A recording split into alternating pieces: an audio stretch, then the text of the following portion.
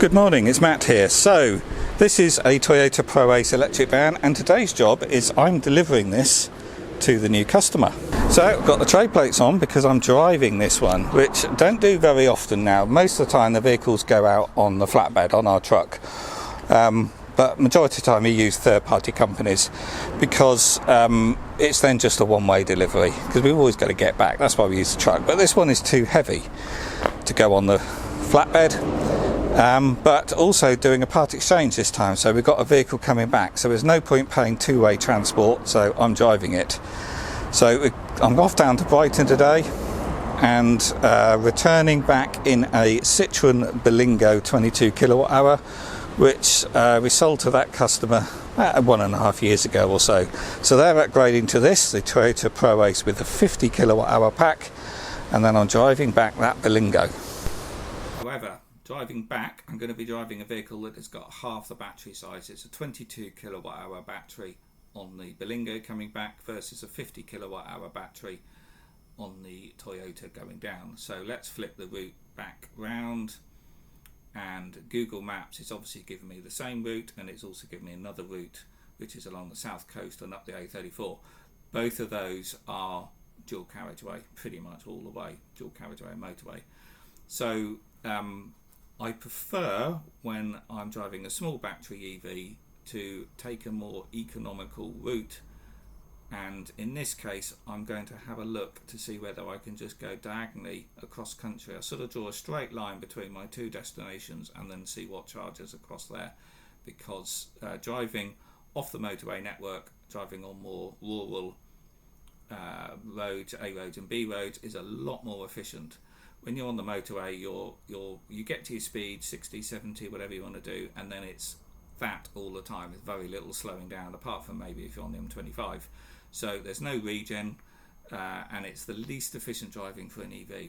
Whereas if you go cross country, there's lots of corners, junctions, roundabouts, you're always stopping, traffic lights and things. So it's a slower drive, but it's much, much more efficient. Your driving economy is much more, and in a small battery EV, it makes a huge difference.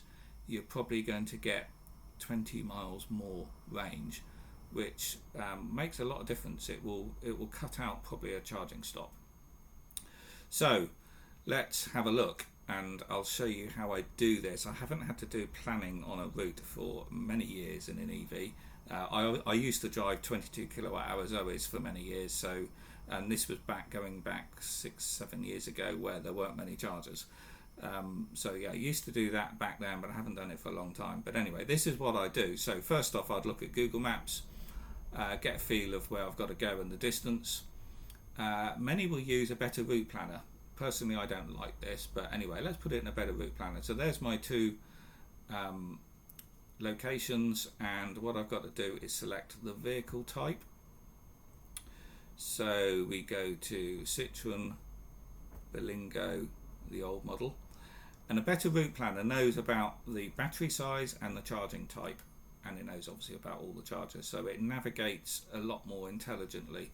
Set your battery state of charge when you leave, which is going to be about 95-96%, I think. Anyway, leave it at 95 and then do a navigate. And then this is going to suggest a route and also suggest the charging. That's interesting. It's done a completely different route now compared to what it was doing before. Anyway, before it's given me this route, the same route back along the motorway, which I would prefer not to do because it doesn't give you any backup options. These motorway services, you're a little bit limited with Chademo DC charging, and I'd have to wait. And if you for some reason can't charge and you get back on the motorway, you're then very limited as to when you can get off, when you can find another charger. So interestingly, this route it wasn't giving me before. So this is saying we stop here at a Shell for 13 minutes and then go all the way up to Reading at Sonning and do a 9-minute charge there. That's an interesting route. Anyway, what I'm going to do is actually sort of look at a route diagonally across country, and I'll show you how I do that. So my preference would be to decide a route manually, and what I use for that is a Zap Map. So I use the desktop version of Zap Map, and when that loads, I would then apply a filter and go to connector types, and I only want DC Chademo connectors, so apply that filter. So that's going to remove everything else from the map apart from Chademo chargers. So then zoom out, and as you can see, there's still a hell of a lot of Chademo, so Chademo is not dead yet and won't obviously be for a very long time. But anyway, there's our destination down there, Brighton. So I've got to get from Brighton back up to here, there, Wantage Way. So what I want to do ideally is just to find a route which is as close as I can to a diagonal straight line right across the country. And the Berlingo with a 22 kilowatt hour battery, it's got a realistic range of 80 miles. I know the current owner said he's got about just over 100 out of it. But anyway, doing this sort of drive, it's going to be 80. But on those, when you can only DC rapid charge up to 80%. So realistically, I want to be looking for a charger at about every 60 miles. So I'm going to be up this sort of way looking for a charger. So what I'll do is find a route just by eye and have a look at chargers, and then my first stop might be somewhere up here. So I'd click on these, have a look, and this is a Shell. There's only one available there, but it's likely that's going to be fairly quiet.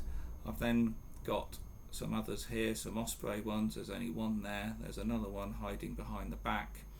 There's two there, so that's a good location because there's two chargers with Chademo.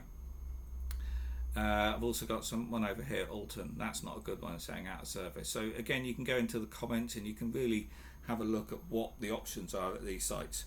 So that's where I want to sort of be heading. So what I do is have a look at all of these and I put them in my calendar.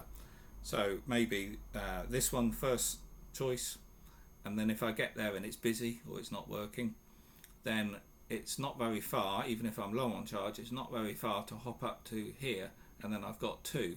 In reality, I'm probably going to make that my first choice because there's two there anyway, and it's likely I'll get there and get a charge straight away.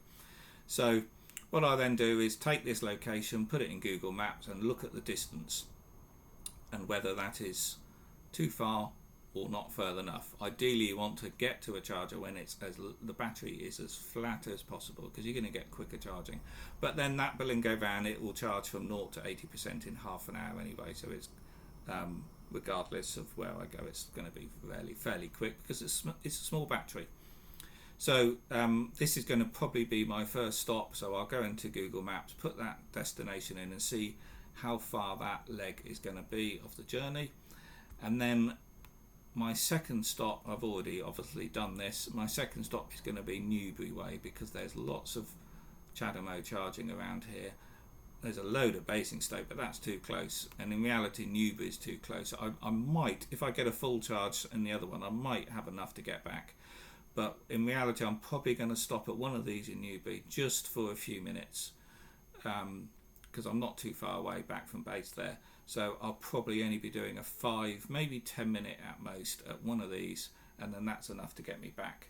So that's how I do it myself manually, because time isn't an issue of this drive back. I'd much rather take a cross-country route back where my driving efficiency is much lower, but more importantly, when I do have to charge, I've got backup options. If you're on the motorway network, you don't have those backup options without an awful lot of aggro. When you're cross-country, like here, if I get to Liphook, it's only a few miles away to the next one, and if that's busy for some reason or not working, it's then only actually a few hundred yards to the next one. But if I wanted to go across to this or down to here or down to there, all of them are within 5 to 10 miles of each other. So yeah, there's a lot more options when you go cross country, but the route might take you, in this case it's probably going to take an hour longer, but I would rather that and have a leisurely drive, a lot more places to stop than sitting on the motorway. And probably actually it's not going to take that much longer because it's going to be rush hour traffic, and I know the M25 and the M3 and this bit between the M3 and M4 at Bagshot's all going to be busy. So in reality, at the time of day I'm going, I think doing this cross-country journey is going to take me exactly the same time as doing the motorway journey, but I'll have a much better driving efficiency. I'll only need one charge and then a very little dash, but because my driving efficiency is going to be much better, I could even do the journey with only one charge, but I don't know until I'm out there and driving. So anyway, that's what I've done. I've planned my own manual route by using Zap Map to find the chargers and get a feel of where they are, and then I take those charger locations, put them into Google Maps to get the actual distances between the chargers, and then I can find out which ones are better, because maybe, you know, these are a bit too close and I might be better off pushing it to there or better off pushing it to there. But anyway, what I've planned to do is to go here, but I know these ones as a backup, and I'm going to go there, do a charge. Probably won't be all the way to 80%. It might be, I might only do a 15-minute charge there, and then probably only a 5 to 10 minute charge here, and then I'm back to base. But anyway, we'll see what it pans out like when I'm out on the road, but that's going to be a far better, more relaxing drive, more relaxing charging, more options than sticking to the motorway.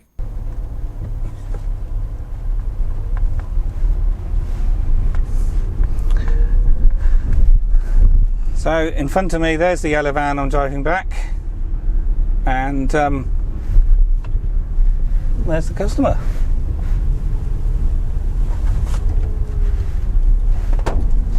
So here I am in the Berlingo. So it's fully charged. He's got a predicted range of 80 miles, which is pretty good in one of these at this time of year. And if I use the buttons and toggle around, he's been getting 4.4 miles per kilowatt hour on average. So I'm going to reset that by holding in the button there, and then see what I'm going to get. So my first charge stop I've got to navigate to, oh, now Google is listening to me.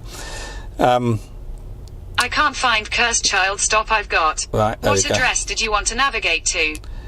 Cancel. So okay, cancelled.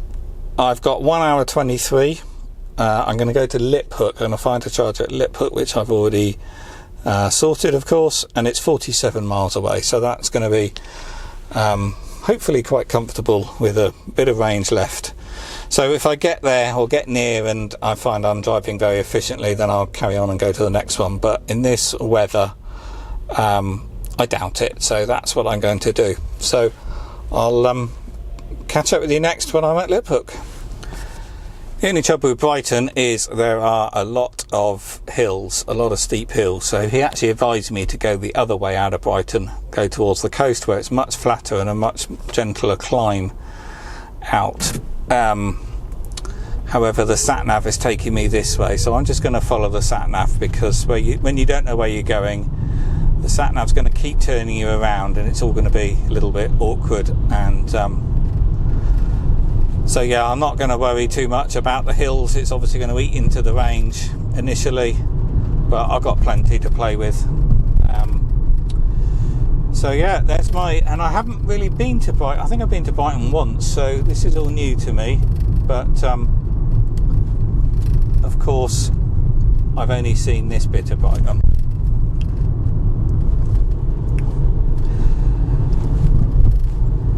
Anyway, at least it's not raining now. So it did stop raining while we were chatting and doing the handover. So yeah, it got much better. So I hope it's going to be a drier drive back, because it has been absolutely terrible. Anyway, let's see how it goes. I'll catch up with you later. So I've only driven this about a mile or so, and one thing which is really obvious is how noisy this is. Well, shall I say how refined that newer van is. That Toyota and all the Stellantis clones of the same is a really refined van. this has a solid bulkhead. In a quarter of a mile, turn left onto Coldine Lane. But there's a lot of noise coming from the back. Indeed, I feel like I'm shouting now just to be heard. I don't know whether I need to, but we're only doing 30 miles an hour. And yeah, these old vans do feel noisy. Of course, if it was diesel, it would be noisier still. Turn left onto Coldine Lane. No. And I've missed my junction. I need to turn left there, and I can't turn left. I got vehicles to the side. That's the problem of talking to camera while you're driving. Obviously, I'm not holding the camera. It's all on a tripod next to me. Oh well. First detour. I'll have to go out this dual carriageway and maybe turn around. Anyway, I'll probably come back to you next when I've got to the charger. So I've been driving this van for 12 miles now, and one thing I'd forgotten, because I haven't driven one of these for probably a year or so now, I've forgotten how efficient they are. So I've been on this dual carriageway for pretty much most of that, and I've averaged 4.4 miles per kilowatt hour, and I'm doing 55 miles an hour. I have been behind this Morrison's lorry most of the time. I'm not close enough to sort of be in its slipstream, as it were, but yeah, this is a very, very efficient van. Most modern cars would struggle to do 4.4 at this sort of driving. So for a van, these are good.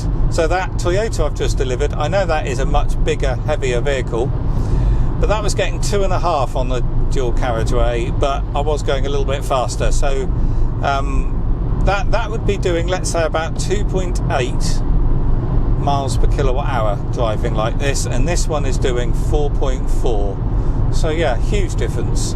Obviously this is a much smaller van, but for a van, these are really good. So I'm at my first charge point. I've done 54 miles, average 4.2 miles per kilowatt hour, which is pretty good. Average speed 30 miles an hour, not so good. So yeah, what I found is it was just as economical going cross country as it was doing the dual carriageway at for sort of 50-60 miles an hour. Anyway, I didn't stop at Liphook, I went a bit further, and I'm at I think it's called Brighton, at a Esso petrol station. And as you can see, it's all steamed up because I've been here a while now, and this is where the fun begins when you're using public charging. So it is dark now. It's I think 6 o'clock now, but anyway, I got here at 5 o'clock, and these are a pair of InstaVolt chargers, and I came here because both have Chademo.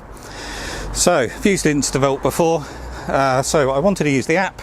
Had to log into the app, accept new terms and conditions because I haven't used it for a while.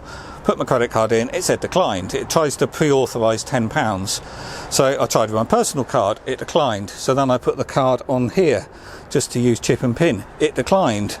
Again, I tried my personal card, declined. So I thought, okay, it's a authorisation thing. So I went in the shop and I bought a Costa. That worked, contactless.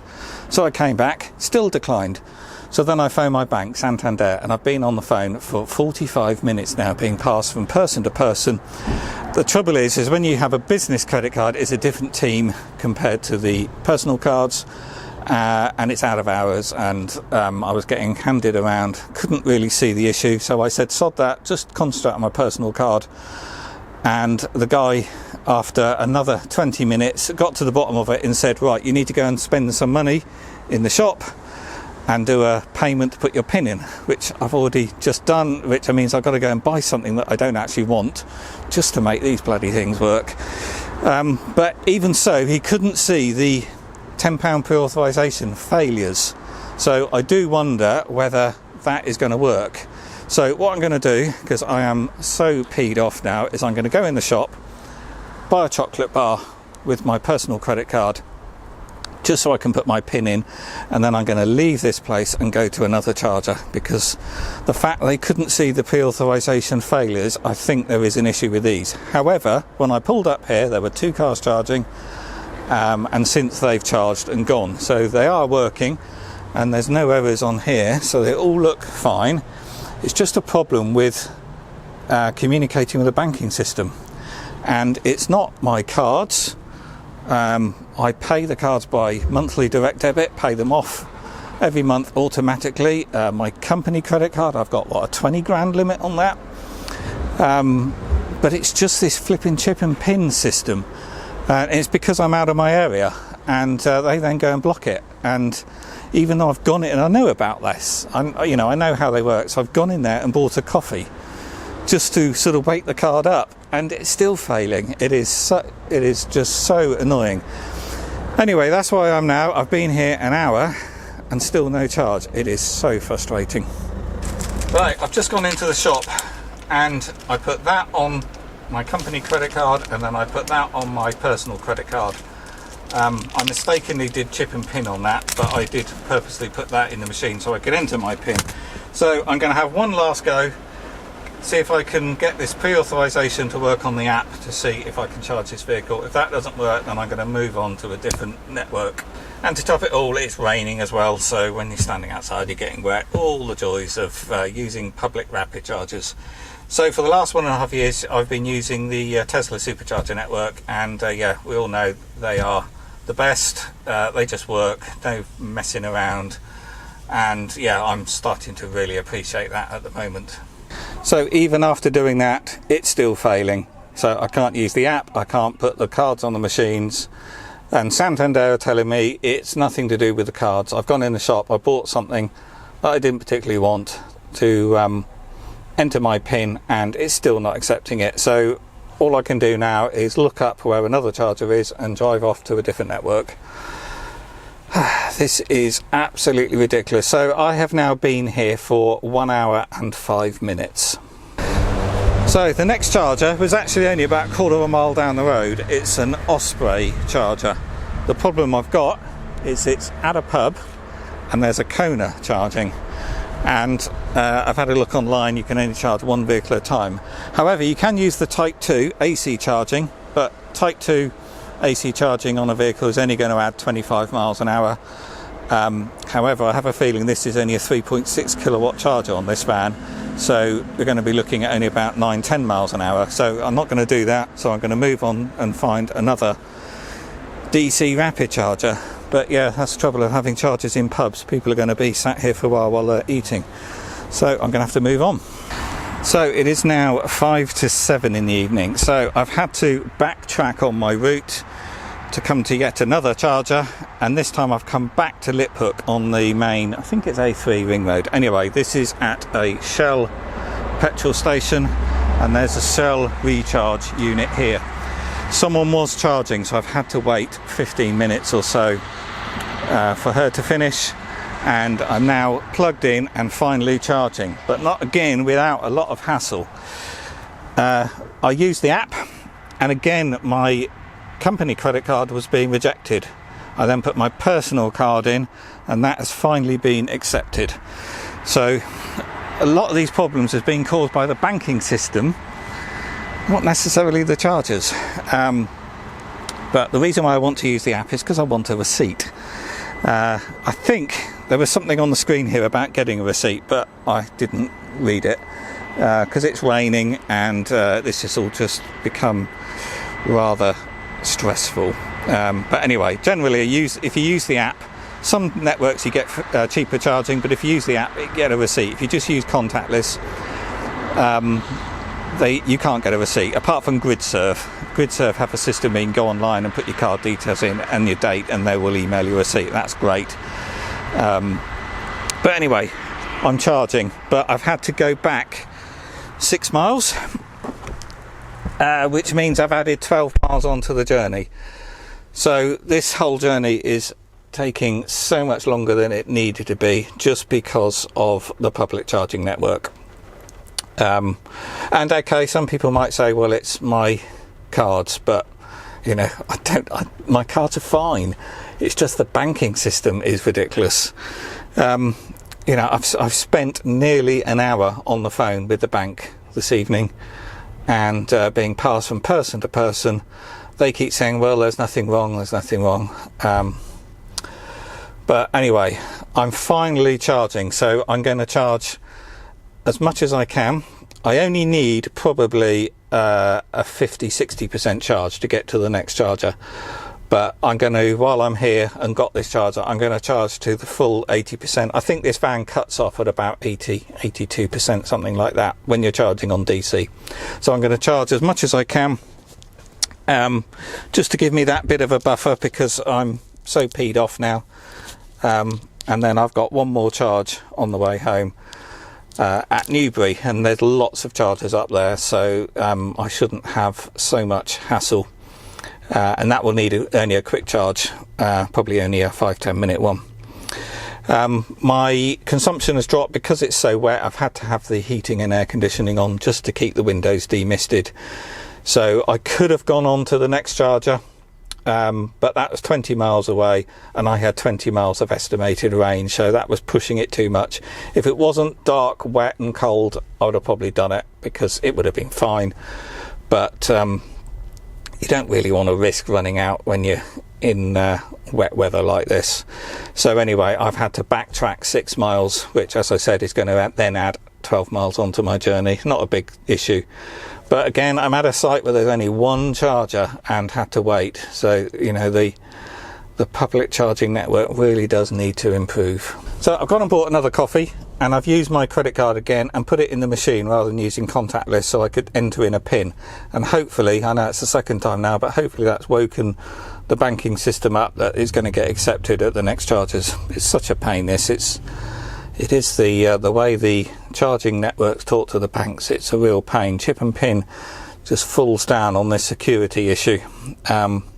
I wish they would just allow it, because the chances of someone using a charger that doesn't have the credit on a credit card is so slim. You know, we're only talking of 10 quid or something. But anyway, so my next charging destination is going to be Newbury. I've put in Tot Hill services, the McDonald's and the Shell garage at Tot Hill on the A34. That's an hour and 2 minutes away, 41 miles. Going to get there at 8:20. At the moment, the McDonald's ones, it says here on ZapMap, are in use. But of course I'm going to be an hour by the time I'm there, so they should be a bit quieter by then. The Shell one says they're out of service.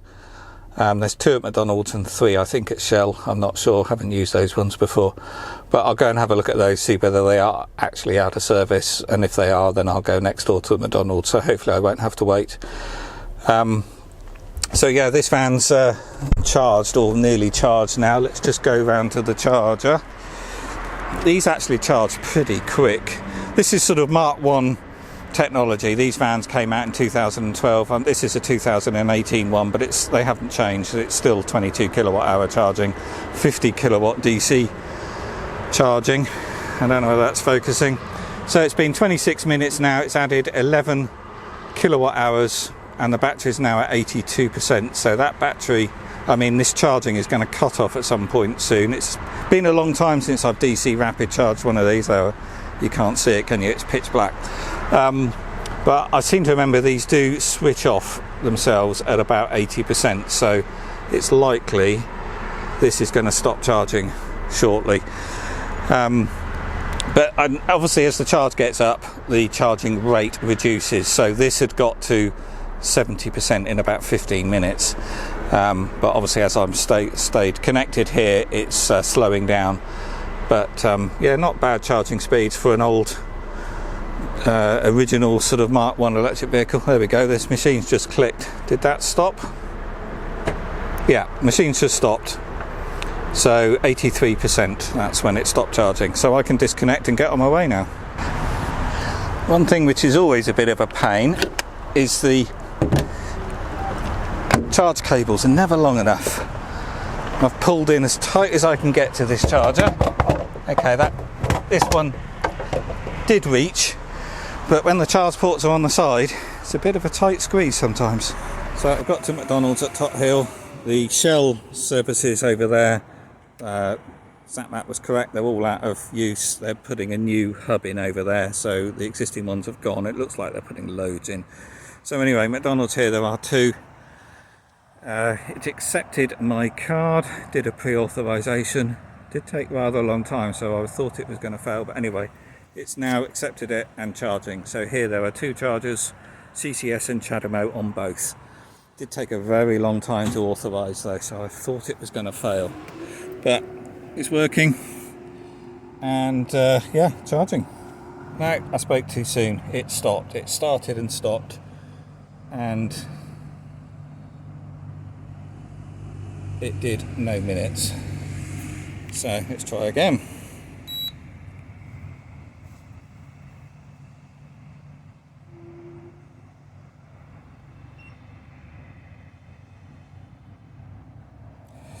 So continue yes for authorization.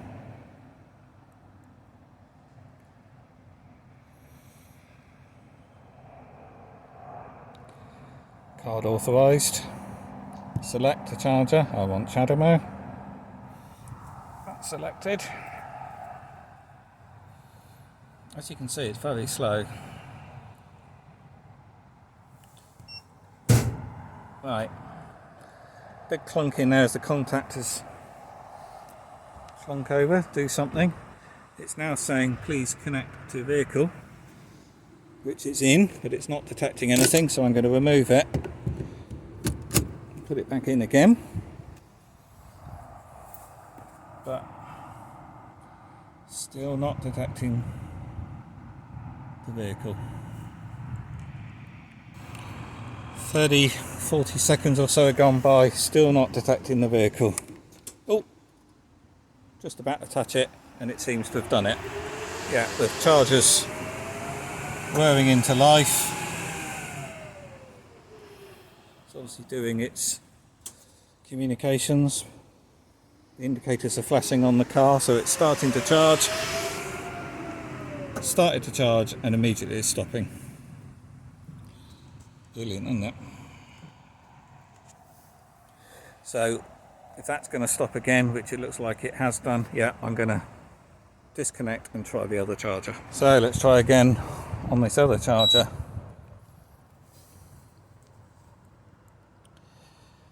Verifying my card.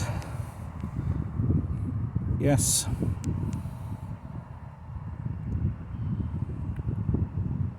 Card is authorised. That's a bit of progress compared to those other ones earlier on today. Select what port. I want Chademo. And now put it in the vehicle. Oh, not easy doing this one-handed because they're big heavy old connectors and cables. So that's in.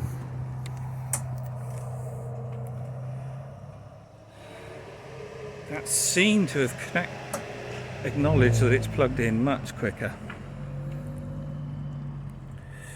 So is it going to communicate with the vehicle?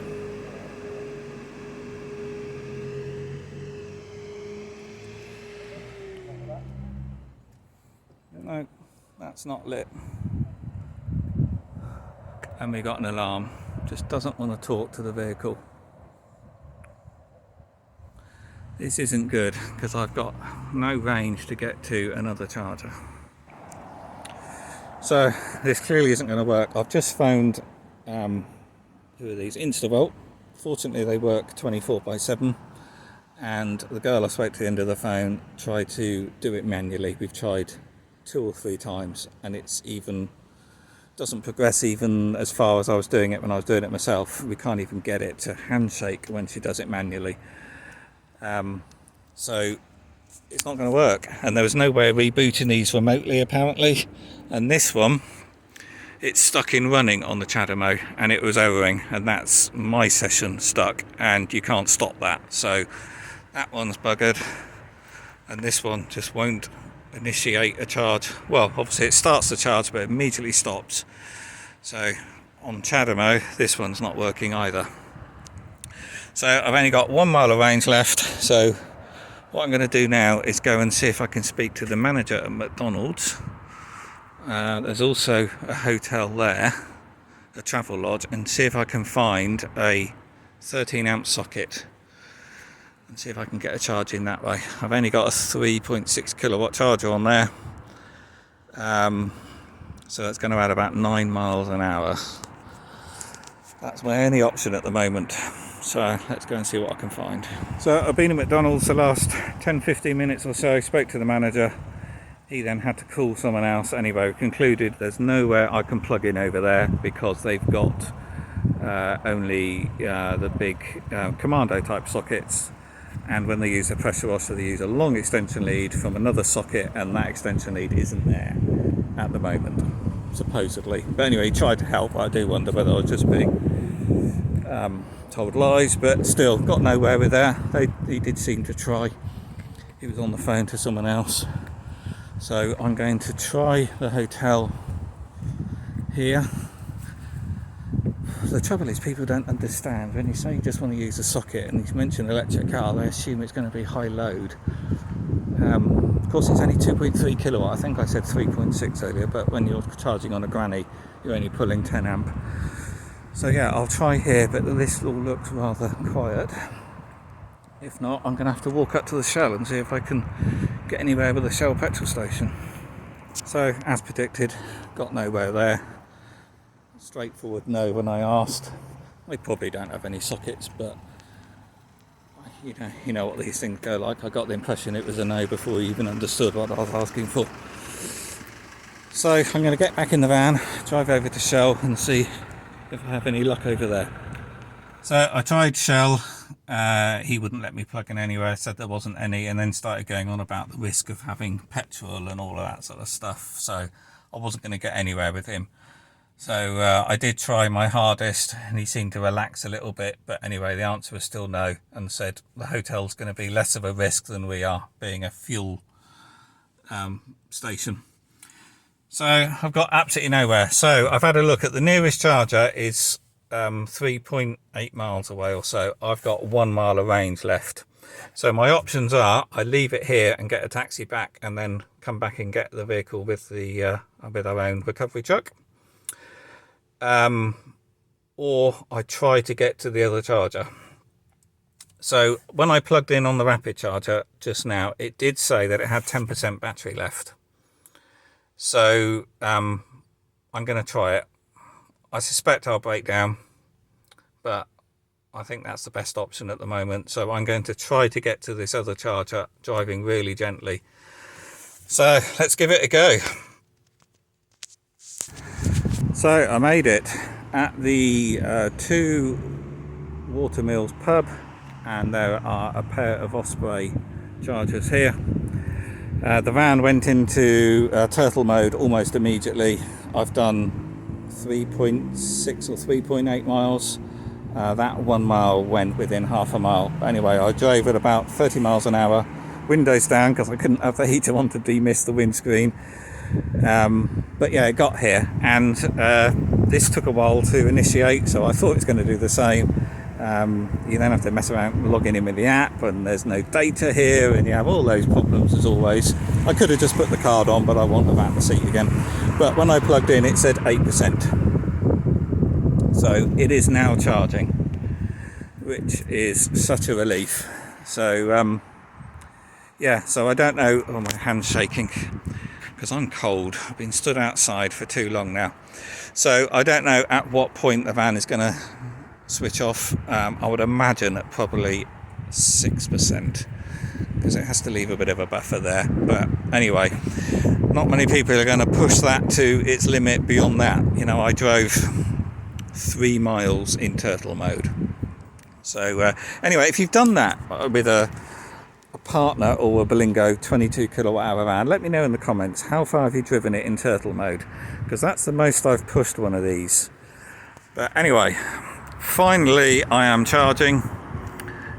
So I've only got, well, I'm going to charge to about 50% and then I can get on my way.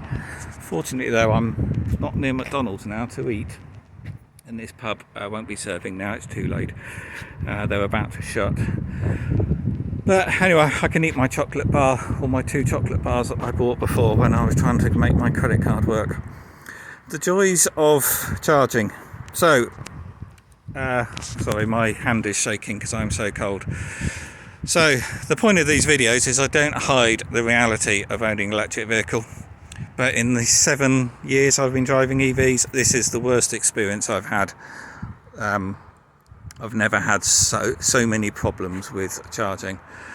But anyway, I'll wrap up when I get back. You know, when things go wrong, more things seem to go wrong. You know, everything sort of comes in threes. Well, today's been one of those days. I've had these problems with chargers.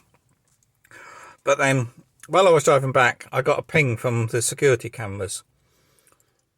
So I managed to have a look, and I could see a van on the premises. So I didn't really think too much about it. So I left it. A bit later on, I had another ping. Managed to get in, and I couldn't see the video because I had no data. Didn't have 4G. But anyway, I managed to get a snapshot of sort of a still, and it was the same van. And it was dark, out of hours, at night, and this van had been on the premises twice, and it was a old white Transit. And when you see that, you think, oh god, they're casing the joint out. So I've had that to deal with tonight while I've been driving. And not enough data to get in the camera and actually watch the footage. I'm on Vodafone, but I struggled for the last few hours. I just haven't had any 4G at all. So I've had the sort of stress of that on my mind, thinking what's happening back at base.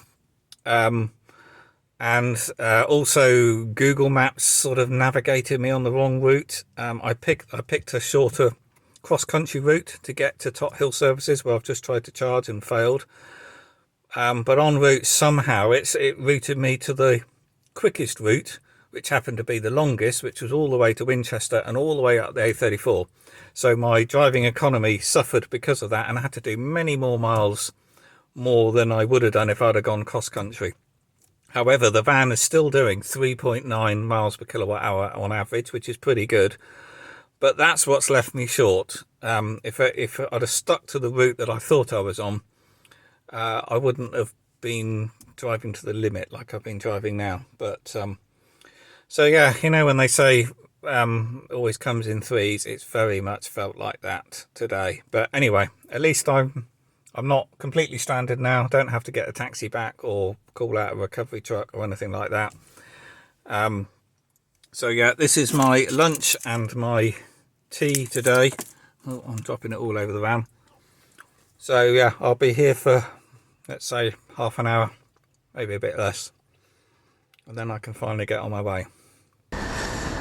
So I had to switch back to the camera because the phone is now full. But anyway, this is going to be a long video. So this is still charging okay. So yeah, while I'm here, I thought I'd just show you this sign writing. We've got to remove this. So the owner was going to remove it, but I said no, leave it for us, because some people tend to scratch the paintwork and I'd rather do it myself. So yeah, we often get a lot of vans in which have had sign writing, the vinyl writing removed, and professionals tend to use these cutting wheels just for speed, where they shred off the vinyl but supposedly don't damage the paint, but of course it does.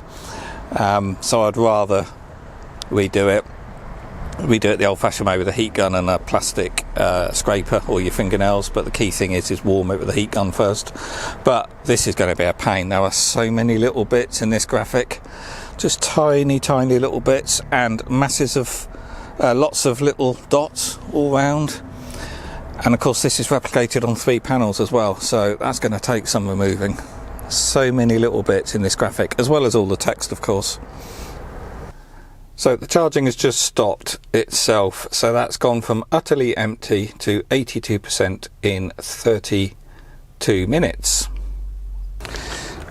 So I can now disconnect and put that one back in properly as well.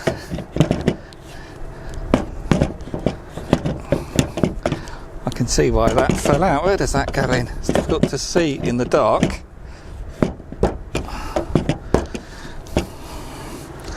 I'm going to have to get my... There we go. I was going to have to get my phone for a flash, but anyway. So, yeah, that's it now. Final charge. This last leg is going to be nice and easy. I can have the heater on, air conditioning to demist the screen, not worry about range. So, I can get on my way. So I'm back, 22:37 at night. So the last bit of journey's been fine. It's all been dual carriageway all the way, and I've been doing 65 to 60 miles an hour. Yet I still averaged 3.9 miles per kilowatt hour for the whole days, well, the whole afternoons and evenings driving, which is pretty impressive for a van. So this van has done exactly what it was designed to do. The issues I've had this afternoon has purely been down to the public charging network, the infrastructure, and a few charging sites have let me down. But after driving EVs for 7 years, that's the worst experience I've had. I've never had a day like today. But then if you get a van like this, particularly a small battery EV, you're not going to use public charging. They're going to be few and far between, because you'll charge overnight back at home or base, and it will do all your day-to-day driving without relying on public charging networks. Indeed, our own Ioniq, which I've done a video about that recently, that does 12,000 miles a year, never gets a rapid charge. So you know, if you can't charge from home, you're not going to have a vehicle like this. You're going to want something with a bigger battery. So it's no fault of the vehicle. The vehicle's performed actually very well. To get 3.9 miles per kilowatt hour on long distance driving on an EV is pretty good. On a van, should I say. And I've been driving for an hour and a half between rapid charges. So yeah, the vehicle's driving, performing just as it would do. It's just the reliability of those public chargers. But that's improving all the time as well. So at that site I've just come from, the Shell garage, their chargers were currently closed and coned off because they're putting a whole new charging hub in there. So within a few weeks there's going to be loads of chargers there, and that sort of thing's happening all around the country. So it is getting better. But for the majority of users who would have a vehicle like this, a small battery EV, you're never going to use public charging, or very rarely. It's just that occasional time you're going to do the longer distance driving. But yeah, and in 7.5 or 7 years or so I've been driving EVs, I don't actually use public charging very often, because if you can charge at home or charge back at base, 90 whatever, 95, 99, or sometimes in our case in the Ioniq, 100% of our driving is done without using a public charger. So anyway, that's it for this video. Warts and all, it's been a hell of a day. Sorry there hasn't been much to look at visually. It's dark, as you can tell. Anyway, if you found this video useful, please do hit the thumbs up button on YouTube. That really does help other people find the channel. Do subscribe if you haven't. Oh, and also if you are subscribed, just quickly hit that subscribe button, unsubscribe, and then resubscribe again. Because I found that, and many other channels are finding the same, is that subscribers aren't being notified when I upload a new video, and they're not seeing these videos in their feeds. So that seems to help if you just unsubscribe and then resubscribe again. Anyway, that'll do. I'll see you on the next video.